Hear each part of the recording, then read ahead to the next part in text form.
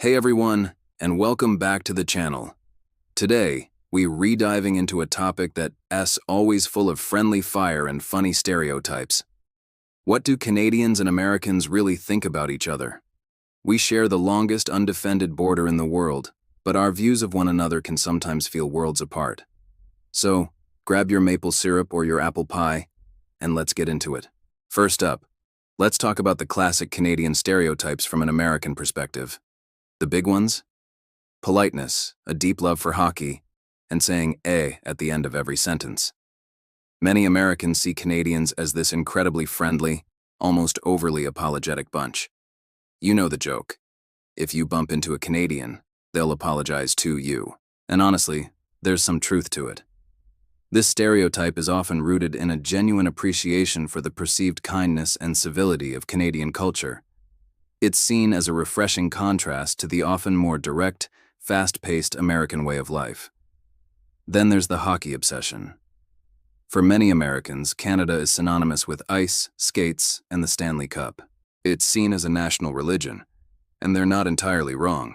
Winter is long, and hockey is the perfect way to embrace it. The thing. It's a bit exaggerated, but it's definitely a verbal tick you'll hear. It's like the Canadian version of, you know, or right. It's a way to seek agreement or just soften a statement. Oh, and of course there's the Tim Hortons and poutine stereotype. Americans who have visited often come back raving about Timbits and fries covered in gravy and cheese curds. It's a culinary badge of honor for Canada. But it's not all just polite hockey fans.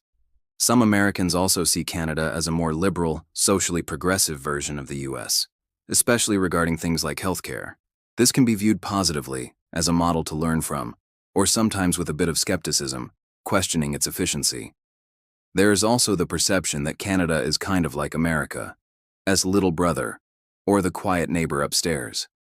It's a friendly relationship, but one where the US often sees itself as the dominant cultural and economic force. Now, let's flip the script. What do Canadians think about their southern neighbors? This is where it gets a little more complex. On one hand, there's a massive amount of affection and respect. Canadian culture is heavily influenced by American media. We watch your movies, listen to your music, and follow your news cycles almost as closely as our own.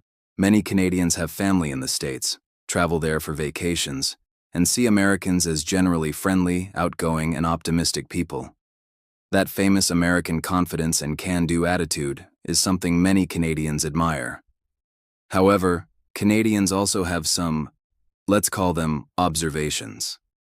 A common stereotype is that Americans can be a bit loud and maybe not as aware of the world outside their own borders.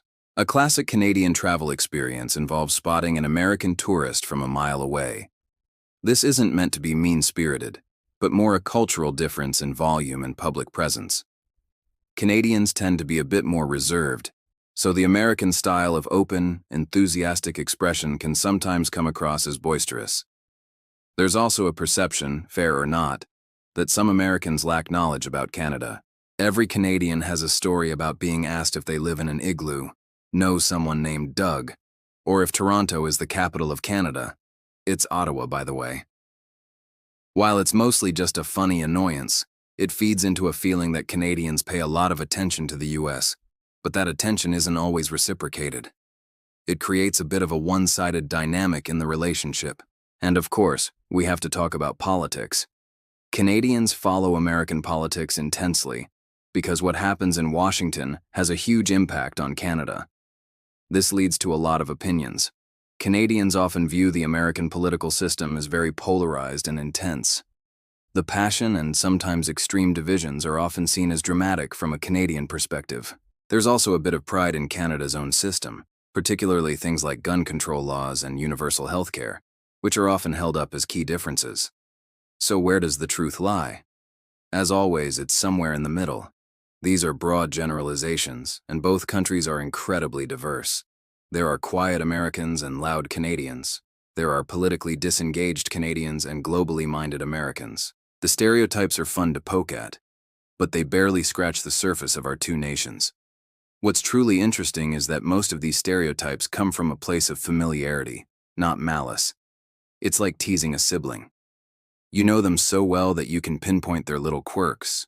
But at the end of the day, there's a deep-seated bond.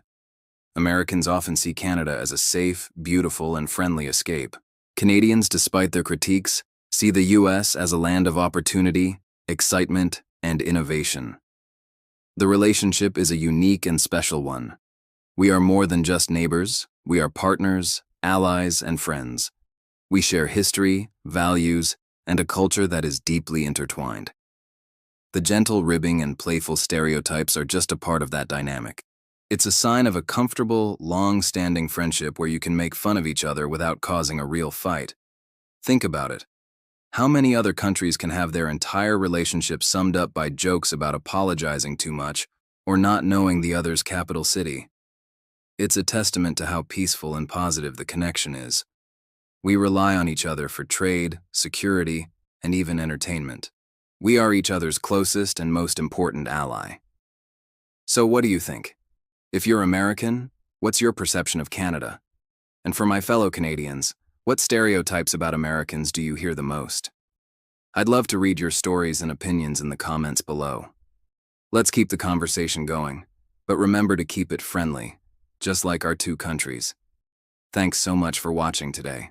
If you enjoyed this little cross-border cultural exploration, please give this video a thumbs up. It really helps the channel. And if you haven't already, make sure to hit that subscribe button and ring the bell so you do not miss our next video. Until next time, take care and see you soon.